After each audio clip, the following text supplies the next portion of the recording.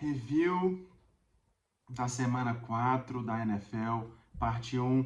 Fala pessoal, bem-vindos ao vídeo de review aqui no canal Football Backstage da semana 4 da NFL. Hoje é 30 de setembro de 2024.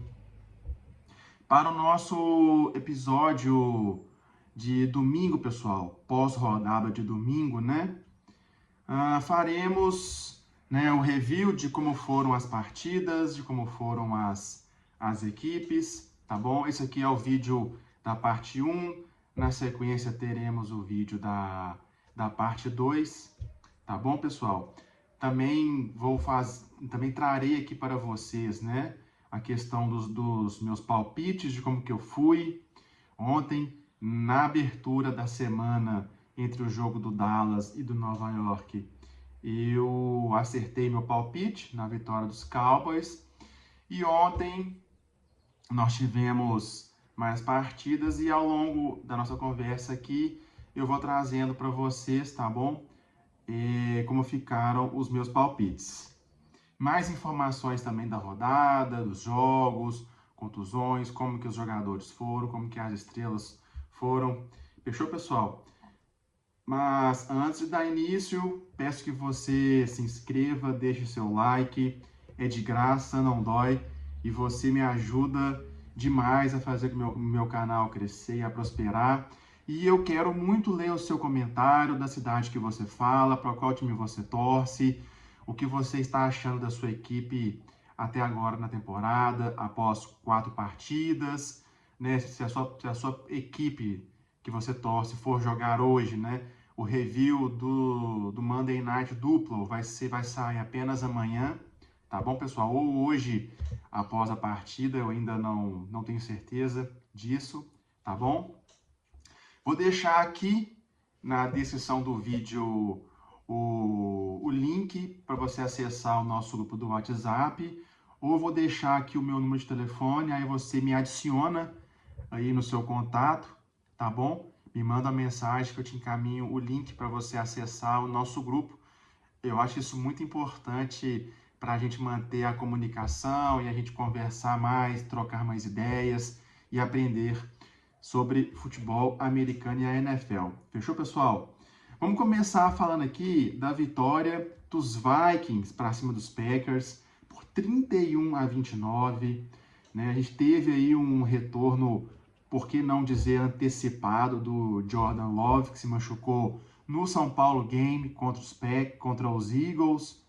Né? Muitos imaginavam, após a partida, que ele não jogaria mais a temporada.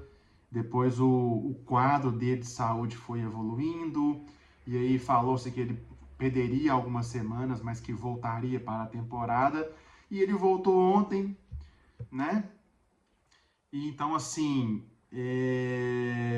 mas ele voltou ontem, acho que ele jogou bem, apresentou um bom ritmo, né? Não foi suficiente para fazer que o Green Bay vencesse a partida.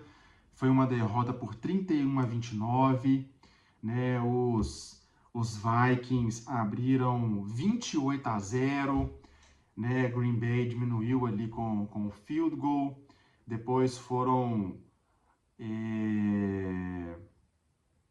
Aliás, não teve field goal confundi com outra partida aqui. Foram 4 touchdowns seguidos, sendo que um deles teve uma conversão de 2 pontos para os Packers, né? Mas mesmo assim não foi suficiente, né? Foi um primeiro tempo muito dominante do ataque dos Vikings. Foram posses de bola com pontuação sucessivas, mas ali no intervalo de jogo, né, ali o Matt LaFleur conseguiu encaixar melhor a equipe, tanto no ataque quanto na defesa. E aí tivemos um primeiro tempo de muito domínio da equipe de Minnesota. No segundo tempo já tivemos o oposto, já foi um equilíbrio muito maior. A equipe de Green Bay conseguiu nivelar a partida e conseguiu buscar o resultado, né? Mas não foi suficiente, né? Os Vikings continuam aí invictos, com a defesa muito bem treinada, com ótimas chamadas do Brian Flores, né? O ataque também não tem decepcionado, muito ao contrário, né? O Sam Darnold tem jogado muito bem, foram 4 partidas dele muito acima da expectativa, pelo menos assim eu enxergo, eu penso, né? Mas vamos lá. Na semana 5, né, os Packers eles jogam em casa contra os Rams, eles recebem os Rams, né? E os Vikings jogam em Nova York contra os Jets, pessoal. Continuando, né? Vamos fazer aqui a análise do jogo do Atlanta Falcons e do New Orleans Saints, né? A vitória dos Falcons por 26-24, né? Eu acho que as duas equipes sentiram a ausência de seus centers titulares, né? Eles não foram para o jogo, né? Mas acho justo dizer que as duas defesas não aproveitaram disso, né? A defesa dos Saints, tão quanto a defesa dos Falcons, conseguiram apenas um sec cada uma, né? Em cima dos quarterbacks adversários, né? Os Saints tiveram uma posse de bola maior durante o jogo, né? A gente sabe que isso às vezes na NFL, no futebol americano, isso não é o suficiente, né? Você pode dominar a posse de bola, mas não anotar pontuação ou anotar um field goal e a equipe adversária com poucos segundos ou com poucos minutos vai lá e anota um touchdown, e aí você, mesmo tendo mais a posse de bola, você consegue sim perder o jogo, né? No final ali do jogo a gente viu o que acontece muitas vezes na NFL, né? A equipe que está atrás tenta fazer ali aquele jogo de rugby, né? Aqueles passes laterais, mas acabou não dando certo, como 99% das vezes não dá certo, né? E aí a partida terminou com a vitória do Atlanta Falcons, né? Na semana 5, os Falcons recebem os Buccaneers, né, num jogo de divisão mais um para os Falcons. E o New Orleans Saints vai jogar em casa contra o Kansas City Chiefs, né? Vamos agora falar, né, da vitória do Chicago Bears sobre o Los Angeles Rams, né? As duas equipes com uma vitória e 2 derrotas, né? O Caleb Williams conseguiu sua segunda vitória na temporada, né? Apesar disso, ele não fez um grande jogo, né? Mas vamos falar sério, a linha ofensiva do Chicago não é das melhores, né? Mas também eu vejo um pouco de culpa aqui no posicionamento do Caleb Williams, né? Acho que ele se coloca em muita posição de sofrer sacks, né? O Chicago agora chega à sua segunda vitória, fica com 2 vitórias e 2 derrotas, né? Os Rams perderam sua terceira partida na temporada, 1-3, né? O Matthew Stafford, até que ele jogou melhor do que jogou na vitória na semana passada contra o São Francisco, mas a equipe de Los Angeles está sofrendo com a falta de alguns atletas, está sentindo muito a ausência de alguns jogadores muito importantes, né?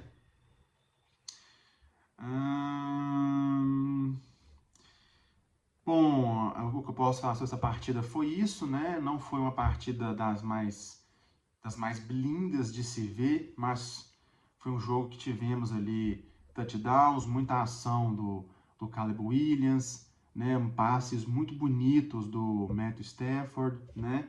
Vamos lá. Mas na semana 5, os Rams visitam os Packers, né?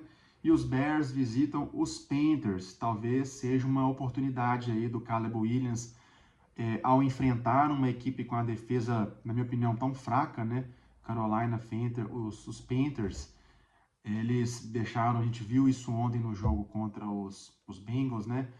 Que tem uma defesa muito fraca e muito frágil. Talvez seja um bom jogo aí para o Caleb Williams conseguir essa terceira vitória e jogar melhor, né?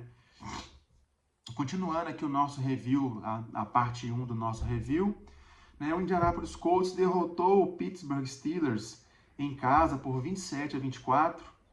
Né, foi uma partida marcada pela contusão do quarterback Anthony Richardson, que saiu e não retornou mais. E aí quem assumiu a posição de quarterback na equipe de Indianápolis foi o Joe Flacco, que surpreendentemente jogou muito bem, passando para dois touchdowns. Né?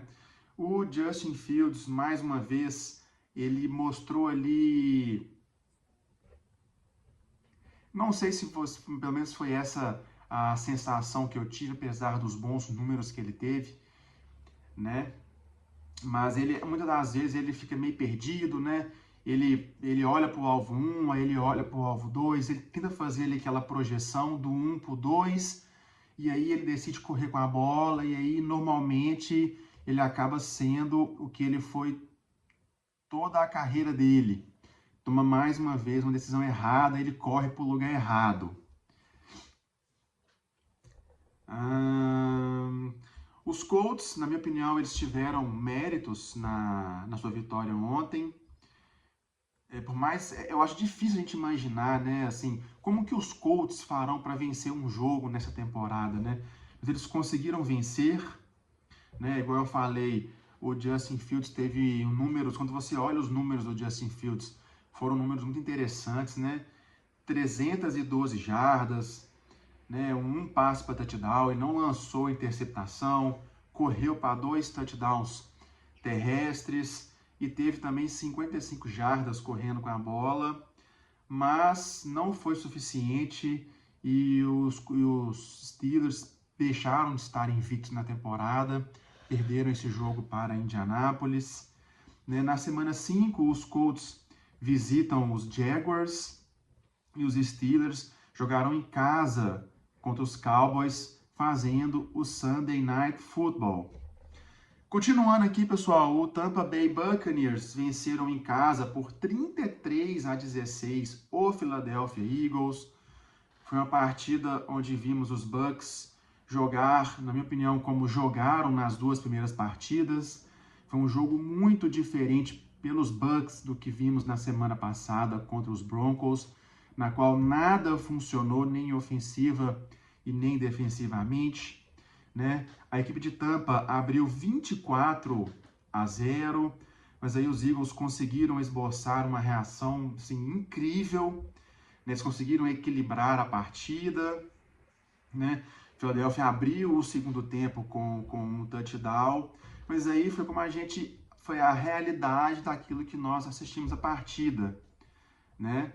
Os erros custaram e estão custando muito caro para a equipe de Filadélfia, e os Buccaneers não tem nada a ver com isso, né? E o Baker Mayfield foi lá, jogou muito bem, né? É uma satisfação vê-lo conseguir dar a volta por cima, né? Reorganizar a sua carreira. Ele foi draftado pelo Cleveland Browns, teve passagem ali pelo Carolina Panthers. Não estou certo aqui agora se ele chegou a estar em outra equipe, mas o fato é que ele está conseguindo dar a volta por cima na equipe dos Buccaneers, né, que convenhamos, né, a equipe do Tampa não tem uma linha ofensiva tão boa assim, mesmo ontem ele tendo sofrido 3 sacks, eu acho que ele foi bem protegido, né, assim, porque a gente sabe que a defesa dos Eagles, ela é muito forte nesse aspecto de pressionar o quarterback, de conseguir muitos sacks, né? Acho que o Jalen Hurts, ele precisa jogar melhor, né? Eu entendo que ele está sem ali seus 2 melhores alvos, mas a equipe de Filadélfia é um timaço, tem uma linha ofensiva muito boa, né? A defesa dos Eagles, ela é muito boa, fica aquela sensação, né? Se aquele quarterback jogasse em tal time, né? Será que ele estaria jogando mal? Né? Eu acho que isso é uma retórica, é uma narrativa aqui da equipe dos Eagles, né? Que tem sim um timaço, e eu acho que a derrota ela cai muito para mim sobre dois aspectos. No jogo que não está sendo tão assim proveitoso e produtivo por parte do Jalen Hurts, né? E o segundo aspecto que é a questão do Nick Sirianni, que para mim ele é um dos maiores culpados nessa temporada. E eu vou chamar sim desastrosa dos Eagles. A gente sabe que a equipe tem 2 vitórias e 2 derrotas, mas é sim uma temporada, na minha opinião, desastrosa para uma equipe tão talentosa e tão boa, né? Fica aí essa minha crítica, né? Acho que o Nick Sirianni ele é muito teimoso, né? Em boa parte do jogo, né? Assim, né? Às vezes poderia se tomar outras estratégias, outras táticas, e ele é muito incisivo naquilo, né? Demonstrando ali uma certa teimosia. Bom, na semana 5, o Philadelphia Eagles não joga, tem um descanso, é uma semana de bye para eles. E os Buccaneers farão já o Thursday Night Football, ou seja, jogarão na quinta-feira, jogando contra os Falcons lá em Atlanta, né? Vamos falar agora da vitória do Denver Broncos, jogando fora de casa contra o New York Jets. Uma vitória por 10-9. Pessoal, um jogo lá em Nova York foi muita chuva, o primeiro tempo foi muito ruim. O segundo tempo continuou chovendo ali ainda, mas por sorte, né, a chuva diminuiu bastante. Não foi um jogo bonito de futebol americano. Os dois quarterbacks tiveram muita dificuldade em segurar a bola. Os recebedores também tiveram a mesma dificuldade. Os running backs. No segundo tempo, como eu disse, choveu menos. As equipes tiveram uma condição um pouco melhor de jogar, né? O Denver Broncos conseguiu ali 2 posses de bola onde eles conseguiram pontuar. Eles anotaram um touchdown e um field goal, e isso foi o suficiente para derrotar os Jets, né? Não é difícil dizer que o Aaron Rodgers ele tentou se proteger o máximo que pôde. Tá certo que ele conseguiu ali, ele teve aquela corrida boa, né? Que ele até sentiu ali dores após após ele ser tacleado, né? Mas foi isso. Os Jets conseguiram apenas 3 field goals na partida inteira e não jogaram bem. Fica aí a crítica e o pensamento, né? Se a questão aí do Nathaniel Hackett, né? Se esse ataque dos Jets poderia estar rendendo mais, né? Eu entendo e sei que é uma temporada de retorno do Aaron Rodgers, que na minha opinião ele voltou melhor do que eu esperava. Ele está jogando bem no que acho que cabe a ele, né? Mas eu acho que falta um pouco mais de criatividade. A gente sabe que hoje o coordenador de ataque dos Jets é o Nathaniel Hackett, né? Ele teve ali bons anos chamando as jogadas com o Aaron Rodgers em Green Bay, né? Eles estiveram ali juntos em Denver e não deu muito certo, né? Apesar do Rodgers negar, né, que ele foi para os Jets por causa do Nathaniel Hackett, mas a gente sabe que isso pode ter, sim, ter uma relação aí, né?